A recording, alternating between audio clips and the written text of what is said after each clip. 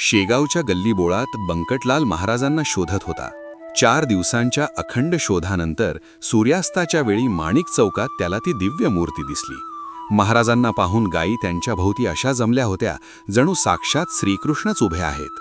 बंकटलालने महाराजांना मोठ्या आनंदाने आपल्या घरी आणले.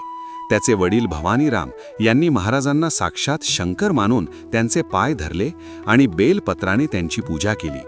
भोजनाची तयारी पूर्ण नव्हती म्हणून भवानीराम यांनी सकाळी केलेल्या ताज्या पुऱ्या, बदाम, खजूर आणि फळे महाराजांसमोर ठेवली.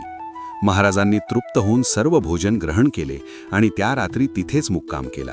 दुसऱ्या दिवशी सकाळी बंकटवालने महाराजांना 100 घागरी पाण्याने मंगल स्नान घातले. त्यांना मौल्यवान पीतांबर नेसवून सुगंधी उटणे लावले. अशा प्रकारे बंकटलालचे घर साक्षात द्वारका झाले आणि महाराजांची सेवा सुरू झाली. बोला, गण गण गणात बोते.